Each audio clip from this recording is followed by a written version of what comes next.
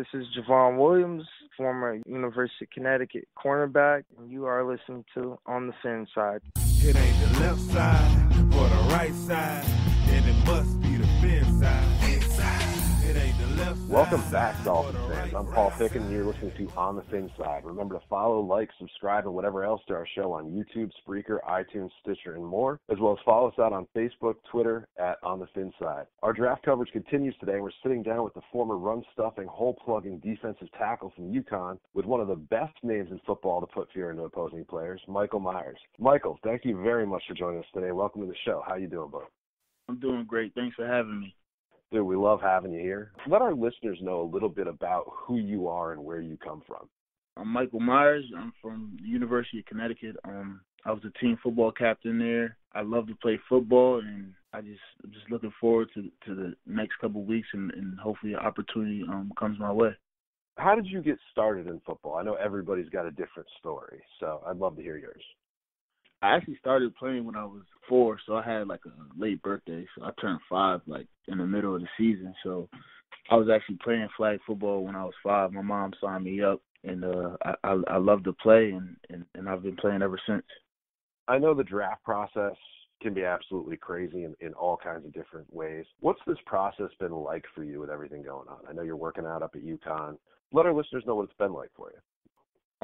It's definitely been a cool experience. I've just been trying to make the most of every opportunity that's been coming my way during the process, and then just trying to put my best foot forward, making sure that I stay in shape and make sure that I'm always ready. But it's definitely a tough process because a lot of the times you really don't know what's going on, and you're kind of in the dark in some stuff. But with the help of my agent and just staying with the work, it kind of helped me out a lot. I understand if you can't tell us, but what teams can you tell us have expressed interest in you? I'm not going to say who, but I've talked to a couple NFL teams. You know, a lot of people are showing interest. So it's just a blessing. So, as far as your game goes, playing defensive tackle, one of the best ways we all have to improve and keep making steps forward is being able to tell what our strengths are as well as the areas that we need to work on. What would you say are some of your biggest strengths as well as some of the areas you know you need to work at?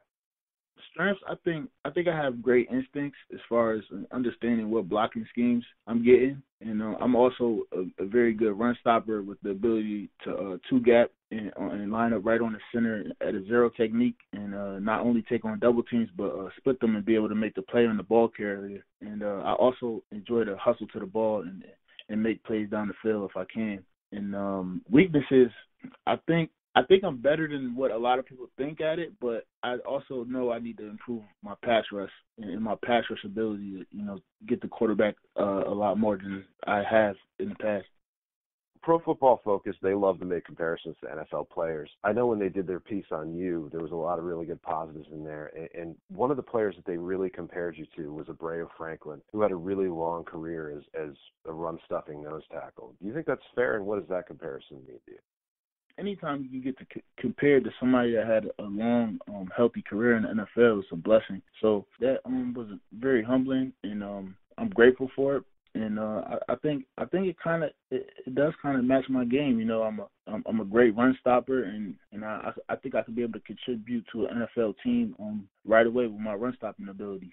A lot of UConn guys are in the NFL, a lot more than a lot of people realize, to be honest with you. And I know you played alongside guys like Shamar Stephen. Have any of those guys kind of reached out and helped you guys through the process with what to expect? Yeah, I talk to Shamar all the time. I talk to B.J. McBride. Those two guys, Kent Adeyemi, Junior and Ken Penny, talk to all those guys about the process, and they all kind of give me great advice, and they all basically say the same thing, just continue to work and stay in great shape, and then whatever happens, happens. If you were to end up on the Dolphins, we are a Dolphins-themed show, obviously, you'd be playing alongside some pretty big-name guys in Ndamukong Suh, Cam Wake, William Hayes, Andre Branch. How would you see yourself fitting in that rotation, and what would you look to learn from guys like that? I think I could fit in that rotation pretty well. And from those veterans, I try to learn everything I possibly could from their daily routine, and then how they work on their fundamentals and technique, and also how they watch film and prepare for the next opponent, because that's really what, that makes or break you sometimes. Just sometimes watching a film, and you get an edge by just watching film and knowing what's coming from the opponent. Now, what are some goals that you've set for yourself at the next level? I'm not really a big long-term goal kind of guy. I'm more of a day-to-day kind of guy. So I feel if I could get better each and every day, all the long-term goals that I do have, I should be able to reach. So I just want to be the best player I can every day and get better.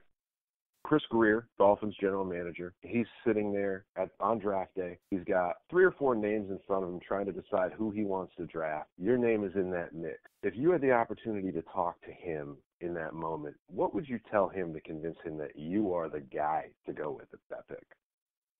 I say that I'm accountable and I'm also a competitor, and I love to compete and play the game of football. And also I say I'd be a leader and a positive addition to the locker room and the overall culture of the team. So I think I could help the organization in any way I can. You've been playing football since you were 4. Any of the kids out there that kind of want to follow in your footsteps to go to college and play ball, to move on to the NFL from there, what advice would you give the kids out there to let them know what they really need to do and what they should do?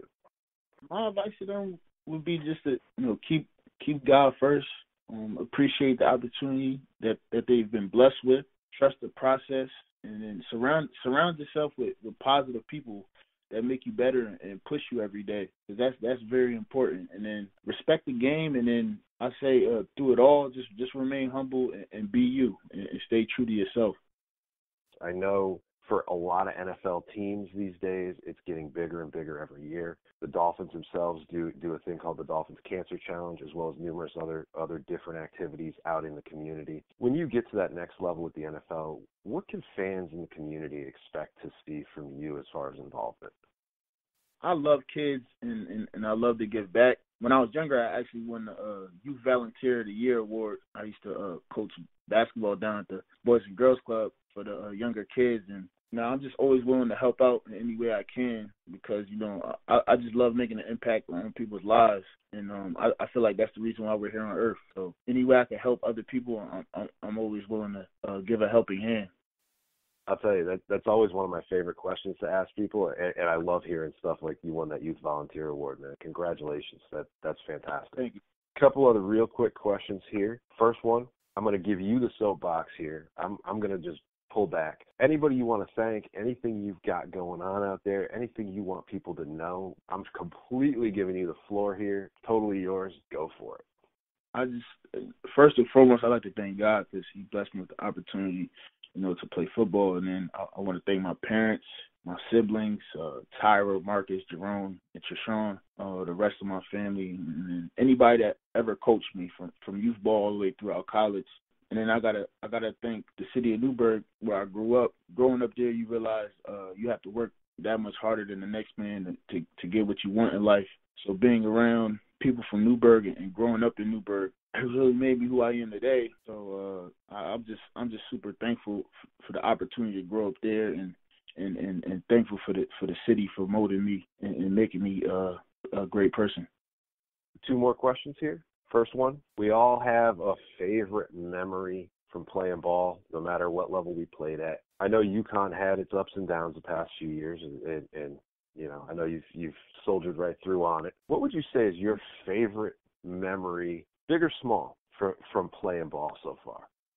Biggest memory would probably be my junior year when we upset Houston at home to become bowl eligible because all the work that we put in, and just to get back to a bowl game after UConn had not been the one for a while, and just to get back on the right track, it meant a lot. So that's probably one of the best memories I have.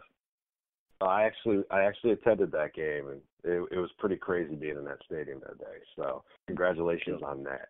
Last question for you here, not football related, but I will frame this up as no one has ever gotten away from this show without answering it, whether it's a Dolphins Ring of Honor participants like John Offerdahl and Sam Madison, whether it's team personnel, agents, draft prospects, etc. You game for it? Yeah, I try.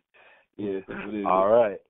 You got your music player, whether it's your phone or your iPod, whatever. You've got it where all songs are game. You've got it on shuffle play. You pull up to that red light at UCONN. You got your windows down because it's finally nice outside. That one song ends. What is the one song you've got in that music player that you pray doesn't come on blaring over your stereo for everybody to hear?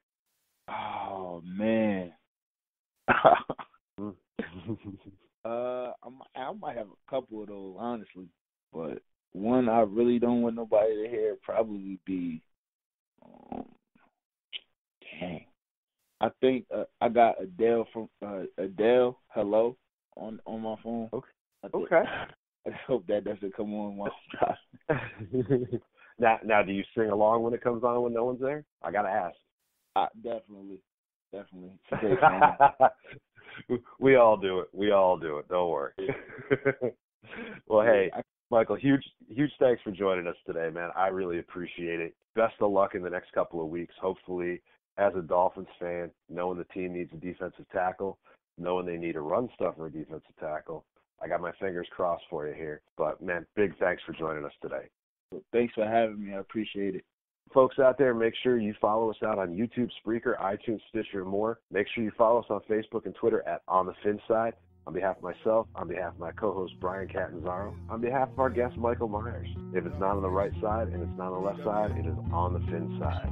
Solo D, take us home. It ain't the left side or the right side, then it must be the fin side. Inside. It ain't the left side or the right side, then it must be the fin side. Listen, Dolphins fans across the land all tuning in to see what Brian Cat and Paul about